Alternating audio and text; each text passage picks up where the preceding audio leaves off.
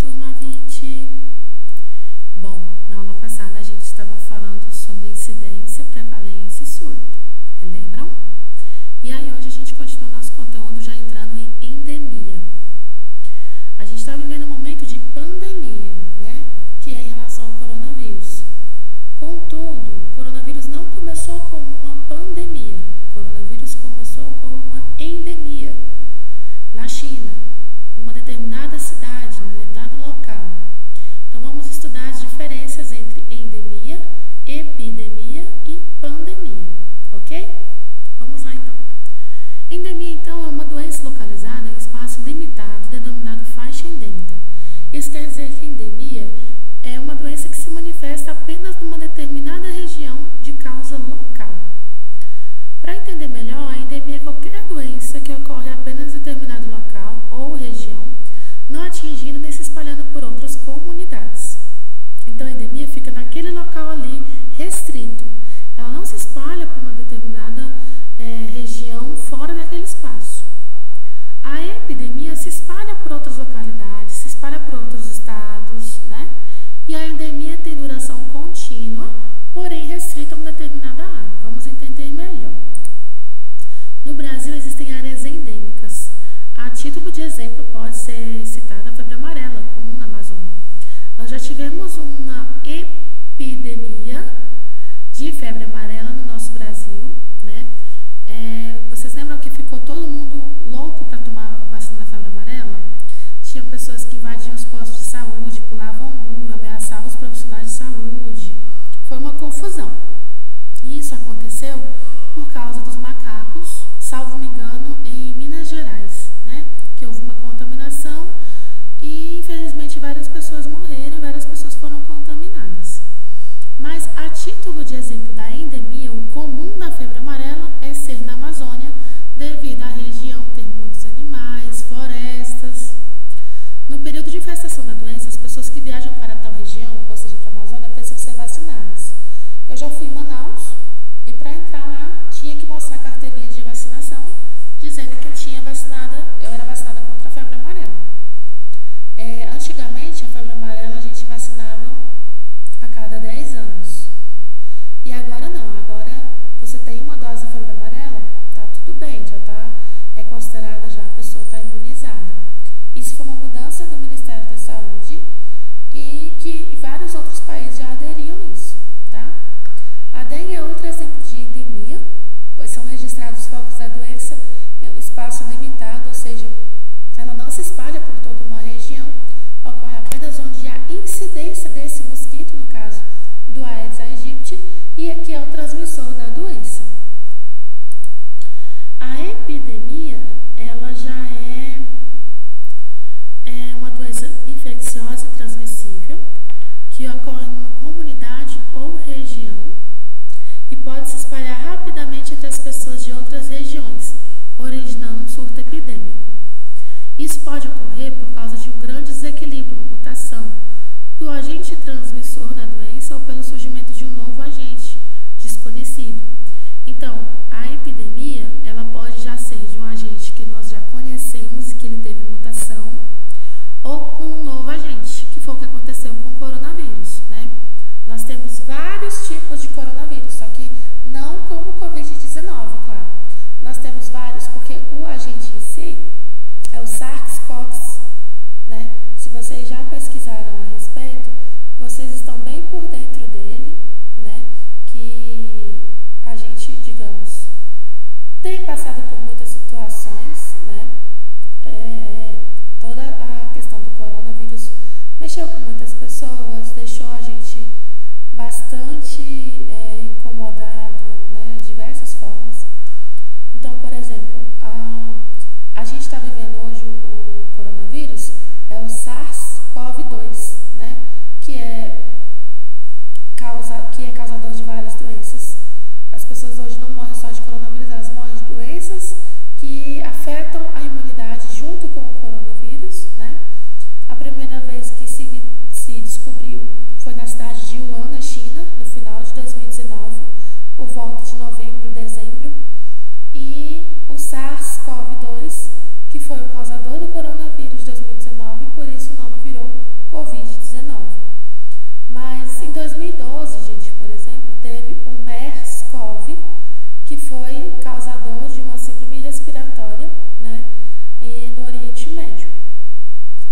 também em 2002, o SARS-CoV, né, que não tinha ainda nenhum nem dois, foi causa de um surto de uma síndrome respiratória aguda ou grave, da SARS, em 2002, né?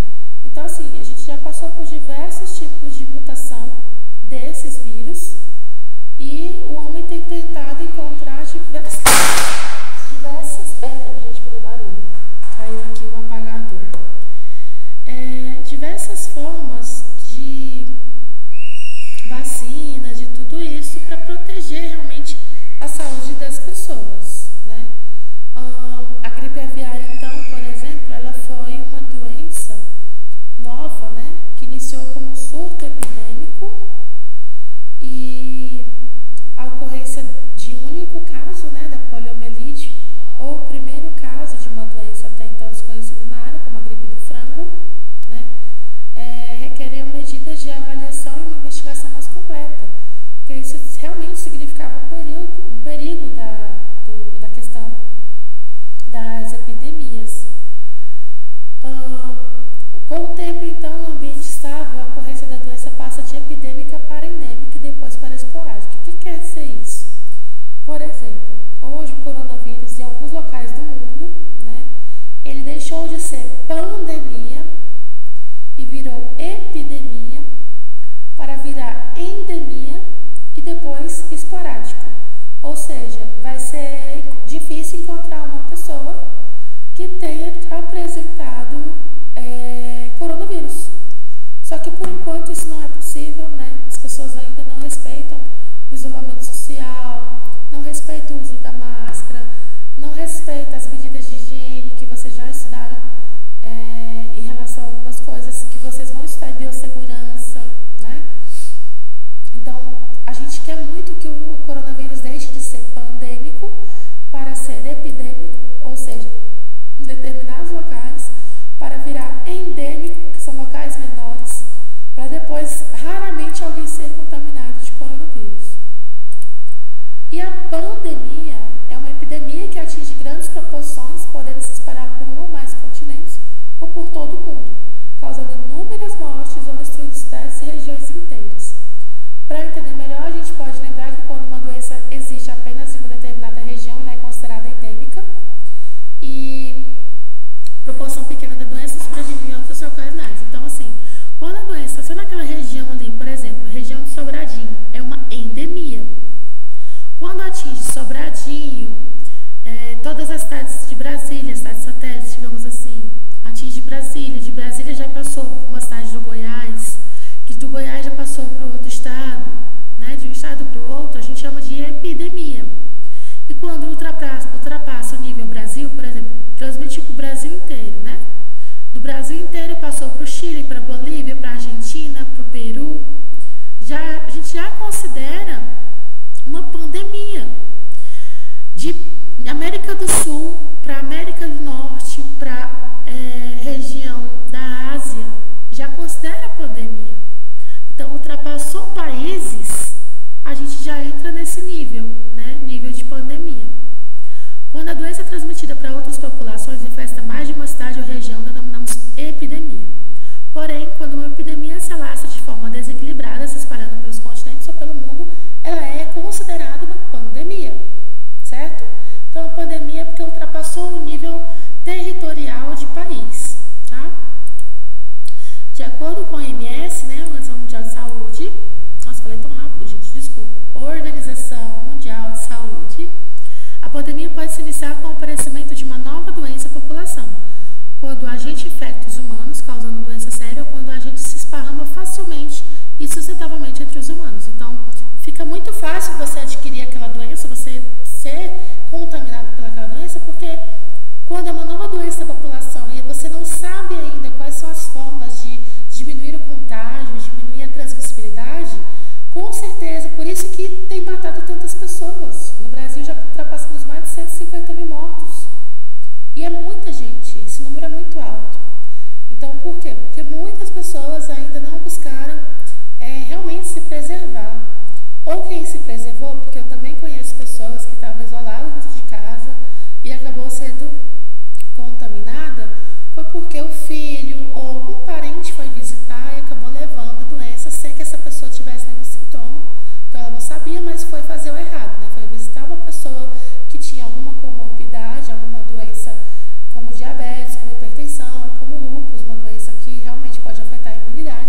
pessoa foi a óbito, infelizmente. Os critérios de definição de uma pandemia são os seguintes: a doença ou condição, além de se espalhar ou matar um grande número de pessoas, deve ser infecciosa. Para saber mais, então, câncer, né, por exemplo, ele não é uma pandemia, porque o câncer não é transmissível, não é uma doença infecciosa. Então, o câncer, mesmo matando diversas e inúmeras pessoas em todo o mundo, todos os anos, ele não é considerado uma doença pandêmica.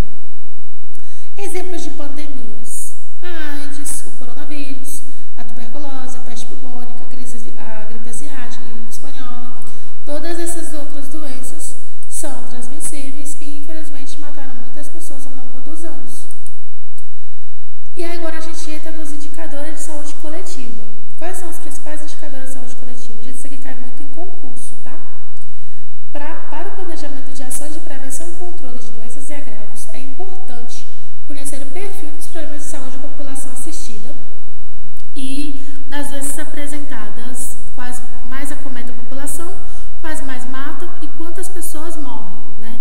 Quantas pessoas que morrem de determinada doença, por exemplo. Esse estudo, ele é feito anualmente, né? E, de preferência, gente, o correto seria fazer esse estudo sempre, né? Tem muita falha do Ministério da Saúde, tem muita falha dos órgãos de saúde pública no mundo, né? E assim, eu fico realmente pensativa, o que passa na cabeça desse tipo de governante, né?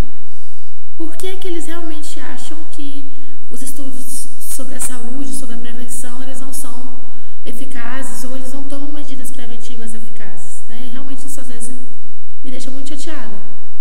E acredito que vocês também, porque, por exemplo, vocês devem sim imaginar, mas por que não agiram antes? Por que não fecharam as fronteiras para a gente não pegar o coronavírus, para ele não chegar até nós? Porque a Nova Zelândia, por exemplo, salvo me engano, acho que teve um contaminado e não teve nenhum. Nova Zelândia, a presidente de lá da Nova Zelândia, ela fechou as fronteiras, porque ela não teria nenhum indicador de mortalidade. Então ela protegeu a população dela, né? E, enfim, a gente se pergunta muitas coisas, né? Acredito que vocês também. O certo é a gente fazer a nossa parte por enquanto, já que a gente não consegue salvar muita coisa, né? Para o conhecimento de aspectos de saúde não diretamente observáveis, foram criados indicadores de saúde, que representam e tentam medir os aspectos normalmente não percebidos. Dentre outros importantes componentes da estrutura de assistência à população, esses indicadores orientarão o processo de planejamento em saúde, ou seja, nós temos que nos planejar para o que está por vir, né? A organização dos serviços de atenção, né, principalmente atenção básica, que é no posto de saúde, e a determinação do número de leitos hospitalares necessários para cada região. Por exemplo, vocês devem escutar isso desde que começou a se falar de coronavírus, desde que a gente iniciou a quarentena em Brasília. Não tem leito suficiente para a população, porque não tem espaço para ter hospital. Digamos, Brasília tem 2 milhões, 3 milhões de habitantes. Não temos 3 milhões de leitos. É inviável isso.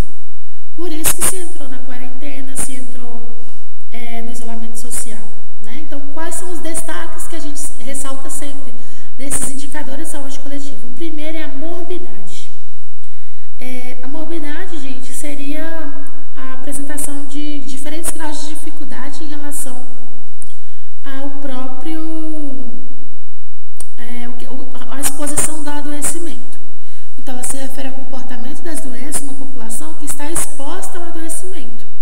Seus índices permitem conhecer que doenças existem habitualmente na área, no período e na população estudada, que é a prevalência daquela doença naquela população naquele determinado período.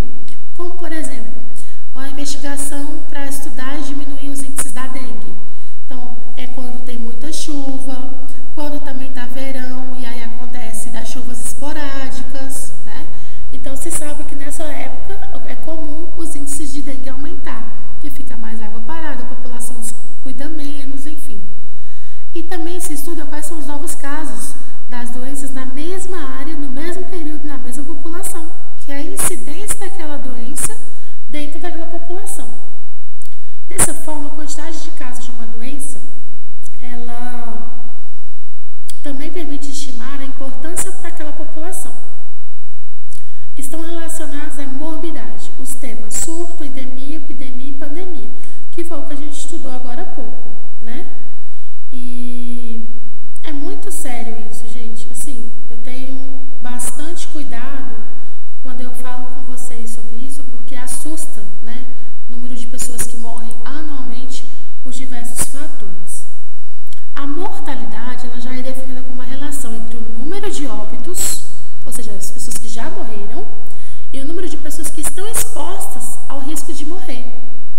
Dados esses que podem ser agrupados por características como sexo, idade, estado civil, causa, lugar, condição, dentre outras. Os óbitos ocorridos podem estar classificados segundo a associação de duas ou mais dessas características. Então, assim, o número de óbitos que tem anualmente e o número de pessoas que estão expostas ao risco de adoecer. Por exemplo, o número de pessoas que morreram de infarto. E qual é o número de pessoas que estão expostas ao risco de morrer de infarto? O que vai se estudar? Obesidade, medicações que essa pessoa faz uso, doenças cardiovasculares na família, o estilo de vida que a pessoa leva, doenças ateroscleróticas, que é doenças que a pessoa tem as artérias entupidas de gordura, de algum tipo de tronco. Então, vai se estudar quais são os fatores de risco que podem fazer com que essas pessoas vão também a óbito de infarto. No caso, quando a gente estuda a mortalidade de infarto. Esses dados podem ser agrupados por características como sexo, idade, estado civil, causa, lugar, condição, dentre outros, como fator de risco que a gente comentou. Os óbitos ocorridos podem estar classificados segundo a associação de duas ou mais dessas características, que é, o principal, ao meu ver, é o fator de risco, né, que aquela pessoa está exposta, como ter doenças pregressas, doenças prévias, como diabetes, hipertensão, doenças da família também, tá? E a letalidade. O que acontece com a letalidade, meu povo? É um estudo que se faz também da proporção entre o número de mortes, né, de uma doença, né, por uma determinada doença, e o número de doentes que sofreram dessa doença em determinado período de tempo. Então, a letalidade permite conhecer a gravidade de uma doença, considerando seu maior ou menor poder, né, para causar a morte. A determinação da letalidade de certas doenças permite avaliar a eficácia de estratégias e terapias implementadas. Por exemplo, espera-se que a vacina de sarampo, né, ela reduz o número de complicações e óbitos decorrentes da doença. Se há muitos óbitos causados pelo sarampo, significa que as crianças não estão tendo acesso à estratégia de vacinação. Ou então que a vacina não está fazendo o papel dela de proteger a saúde das pessoas que tomaram essa vacina. Ou seja, a vacina não está sendo eficaz. Então vai se estudar isso também. Para que se possa avaliar o significado dos indicadores e compará-los frente às populações diferentes, sem que haja distorção de informações, esses indicadores são calculados por meio de taxas, índices e coeficientes e expressos em porcentagens. Traduzem muitas vezes as condições socioeconômicas e sanitárias, condições locais, pois estão intimamente relacionados com as condições de vida e saúde da população. Dessa forma, as ações de vigilância epidemiológica e os resultados obtidos com a sua implementação e divulgados através de suas bases de dados constituem um elemento precursor na elaboração e implementação de programas de saúde coletiva, ao permitir a identificação de fatores de risco para a determinação de processos de morbidade que atingem os grupos populacionais que recebem atenção específica dos serviços de saúde. Então, tudo isso está muito relacionado com a nossa exposição a isso, né? Com a exposição nossa aos fatores relacionados com a morbidade e com a mortalidade. Por enquanto é isso, vou já entrar no outro assunto com vocês, né? Mas eu achei legal esse texto, esse tema, né? Essa mensagem. A paciência não é a habilidade da gente esperar, é a habilidade de manter uma boa atitude enquanto a gente espera. Por que eu coloquei isso? Eu lembrei que a gente está vivendo um momento muito sério, que ainda muitas pessoas ainda não se alertaram quanto a isso. Infelizmente, são estudantes de profissionais de saúde, são profissionais de saúde, são diversas pessoas que têm conhecimento, mas ainda não se ligaram, não se situaram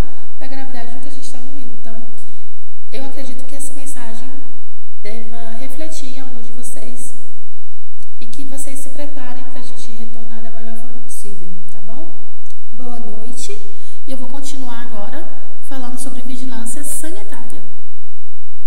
Então vamos lá. Agora a gente entra em vigilância sanitária.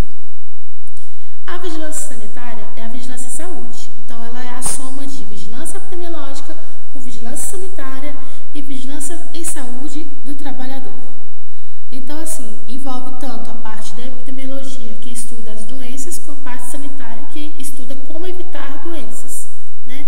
Que é a parte sanitarista, de proteção à saúde, que envolve lavagem das mãos, uso de EPIs, medidas de higiene, dos alimentos, dos estabelecimentos, tá?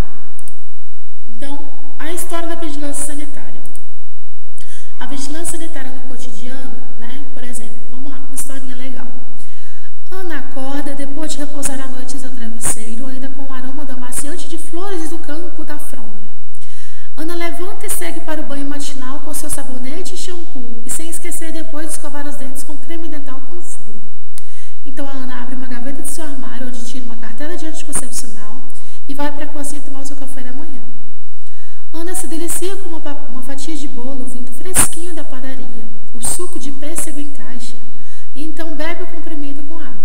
Em seguida, Ana volta para o quarto para se vestir e se maquiar, passa base, rímel, batom.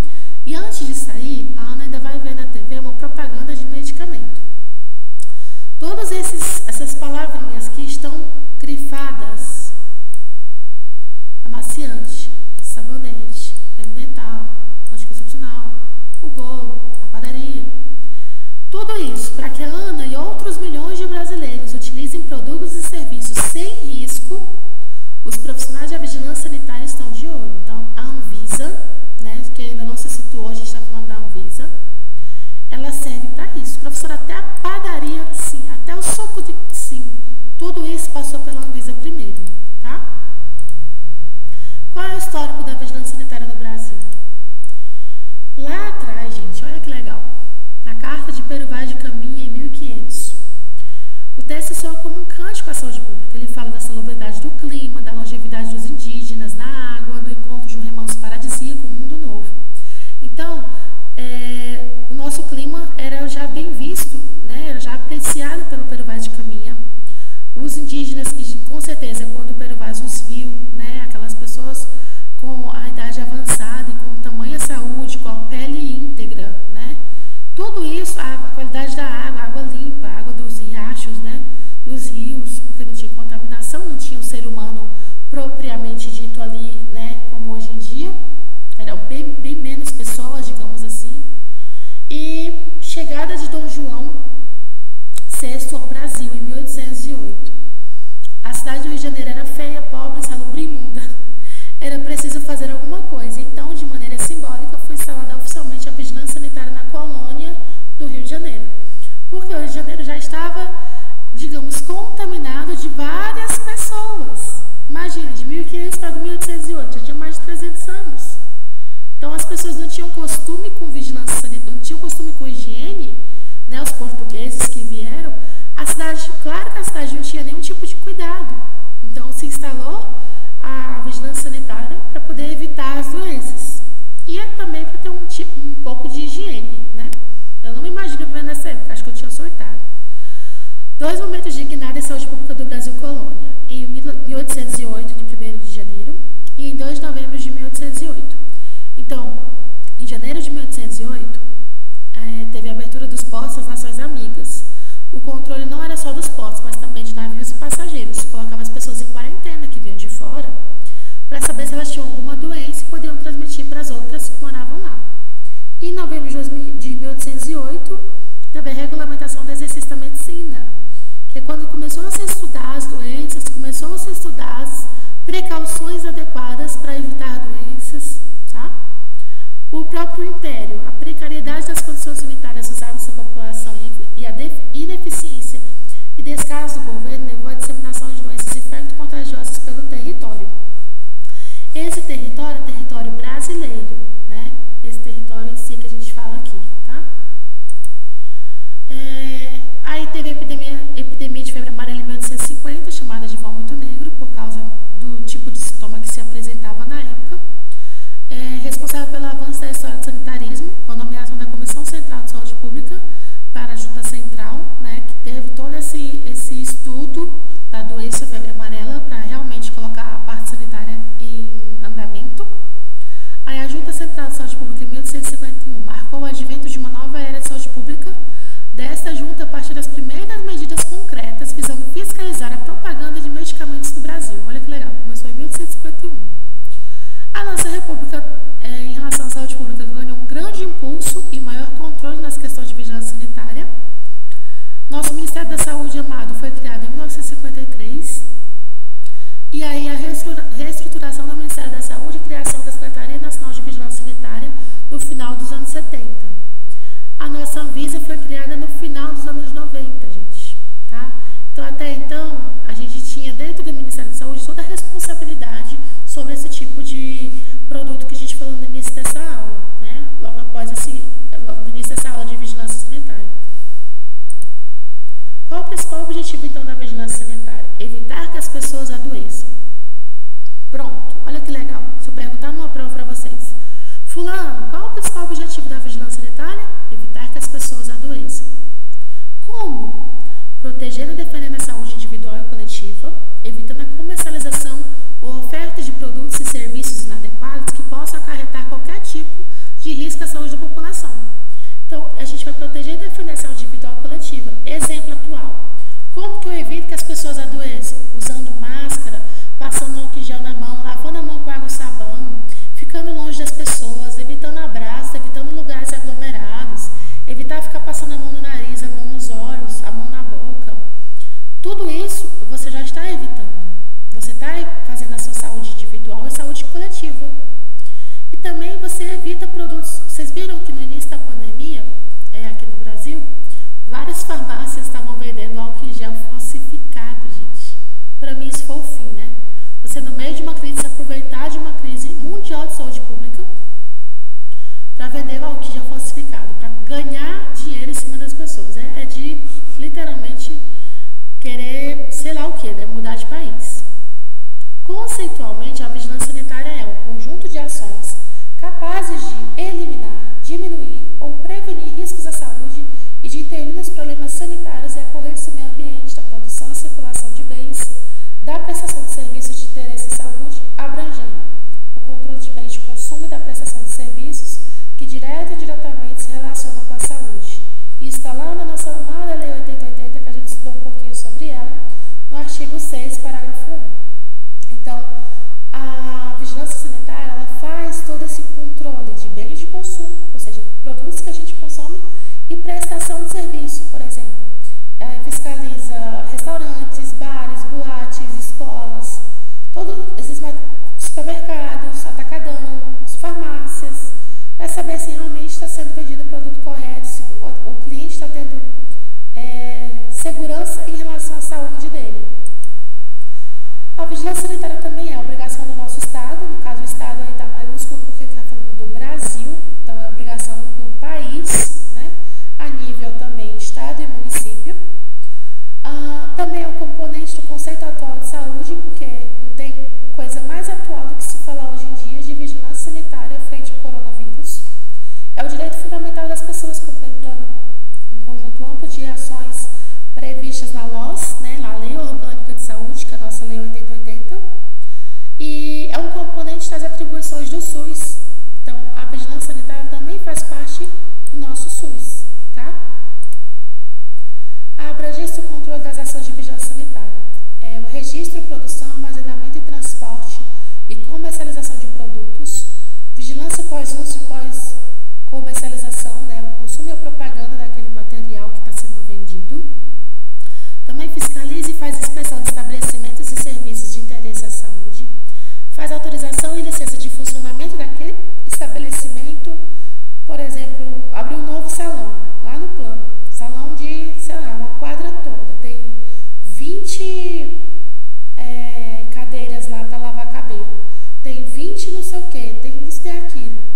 Vai lá, a vigilância sanitária vai lá fiscalizar para saber se as normas de saúde sanitária estão sendo seguidas, para não colocar em risco a saúde de ninguém, assim como nos hospitais, que eles vão também para fiscalizar. Quais são os produtos e serviços sujeitos à vigilância sanitária? Só alguns exemplos, tá? Os alimentos, os medicamentos, cosméticos saneantes, como material de limpeza, né? O lisoforme, a água sanitária, sabão em pó, desinfetante, bebidas alcoólicas, porque vocês já sabem que tem lugares também que vendem produtos, por exemplo, está escrito que a cerveja é a Heineken, mas não é Heineken, colocaram lá uma skin dentro da Heineken e está vendendo Heineken, aquele bar. Assim como a água, não sei se vocês viram uma reportagem, tome muito cuidado ao comprar água no sinal, tá? Na rua, assim, sem ser local de estabelecimento fechado, porque tem pessoas que compraram água em garrafinha, né, água mineral, e a garrafa já estava aberta e a água estava com mau cheiro. Então, assim, vendendo água falsificada, até a água falsificada. Então, tome muito cuidado com isso. Imagina a bebida alcoólica, né? Também faz a fiscalização de sangues, tecidos e órgãos, fiscaliza os hemocentros, as centrais de transplantes, fiscaliza o tabaco. Na minha opinião, tinha que abolir, né? Tinha que proibir já de vez, mas enfim. Produtos para a saúde em geral, como a órtese, prótese, bicos, chupetas, mamadeiras, agrotóxicos, fiscaliza os laboratórios que produzem medicamentos, produzem alimentos, produtos que alegam propriedades terapêuticas, né, produtos naturais. Também fiscalizam postos, aeroportos e fronteiras, fiscaliza os próprios serviços de saúde, como eu falei, os hospitais, a vigilância pós o uso da medicação também, as propagandas e regulação econômica. Então, tudo isso, que são alguns exemplos, tudo isso a Anvisa tem que fiscalizar, além de mais coisas. O Sistema Nacional da Anvisa funciona então assim, tá? Deixa eu diminuir aqui. Não, é aumentar mesmo, perdão.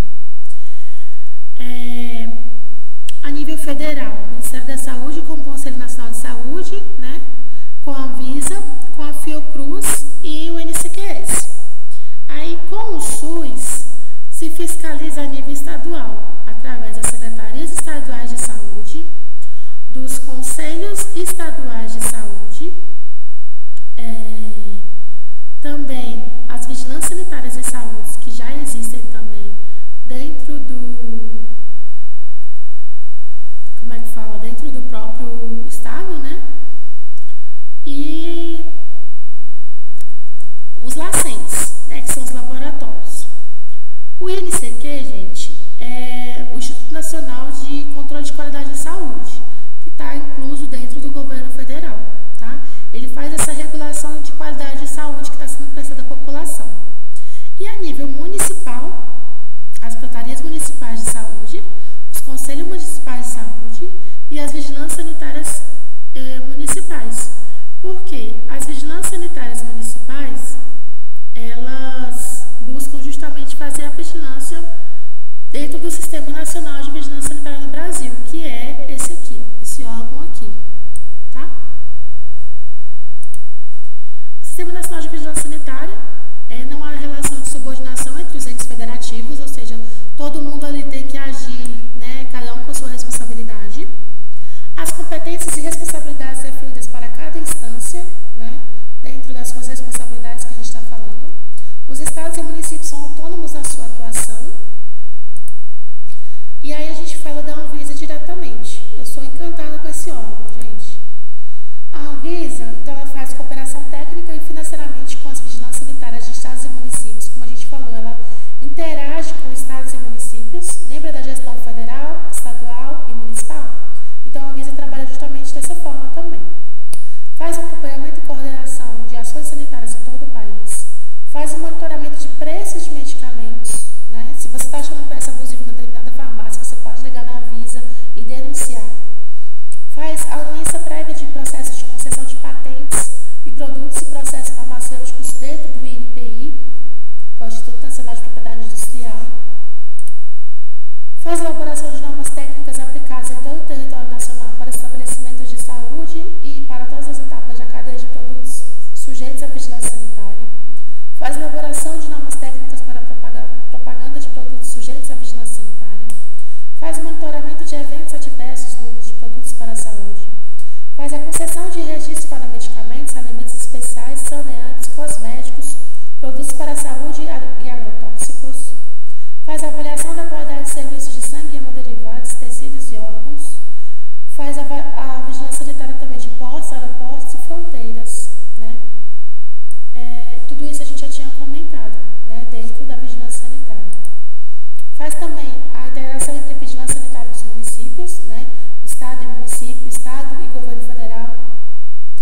Fiscaliza serviços de raio-x, de transfusão de sangue, de tratamento de doença renal, que são os pacientes que fazem hemodiálise. Concede a licença de funcionamento às indústrias farmacêuticas. Fiscaliza o cumprimento da lei que proíbe o fumo em recintos coletivos fechados, né? Aquela lei lá de não pode fumar em ambiente fechado em alguns locais, aqui a fiscaliza e a Anvisa. Faz a inspeção da indústria de medicamentos para saber se os medicamentos estão sendo realmente embalados e feitos com toda a segurança para o paciente. Faz a inspeção em hospitais de grande porte, inspeciona a água mineral que está industrializada, que está envasada, que é adicionada de sais, como água com gás, por exemplo, e águas saborizadas, né, que vendem, como Aquarius Fresh e essas outras. Faz a fiscalização de todos os tipos de estabelecimento de comércio e manipulação de alimentos, como bares, restaurantes, quiosques, supermercados. Faz a fiscalização de licenciamento de indústria de alimentos, o controle e investigação de surtos de doenças transmitidas pelos alimentos, como a hepatite A, por exemplo, por causa do alimento que é mal lavado ou da água contaminada. Faz o controle da qualidade do consumo de água, de piscinas públicas, de caixas d'água, de clínicas de hemodiálise, por exemplo, a Anvisa, mas a nível de não Anvisa a nível federal. A Vigilância Sanitária do DF, ela tem que fiscalizar a SEB, não, é a CAESB, né? É CAESB, porque para saber a qualidade da água que está sendo distribuída a nós. Faz a fiscalização de estabelecimentos e serviços de interesse à saúde, como clínicas médicas, como consultórios, óticas, salões de cabeleireiros, academia de ginástica. Faz a licença de funcionamento para estabelecimento de comércio e manipulação de alimentos e serviços de interesse à saúde. Tudo isso e mais um pouco as vigilâncias sanitárias fazem. Isso aqui que a gente falou agora é a responsabilidade da vigilância municipal. Isso aqui é a vigilância estadual. E aqui a vigilância nossa, a própria Anvisa, tá? Então essas são as diferenças de cada uma. E agora a gente acaba essa aula de hoje mesmo. Eu achei outro texto interessante, outra mensagem para vocês. Sem sonhos a nossa vida não tem brilho. Sem metas os nossos sonhos não têm alicerces. Sem prioridades os nossos sonhos não se tornam reais. Nosso mestre Augusto Cury, né, que gosta bastante desse tipo de texto, de mensagem, sempre ele está certo. Acredito muito que quando a gente voltar, a gente não vai rever o que a gente já estudou, né? Mas a gente vai trocar muita ideia, muita experiência. Eu vou sim querer saber como foi a quarentena de vocês, a gente vai bater papo, vai conversar bastante sobre o nosso estudo, né? Sobre nossa saúde coletiva, nossa matéria. E a gente tem vários desafios. Esses desafios vão ser vencidos diariamente, tá bom? Em breve a gente se vê de novo e até a próxima aula.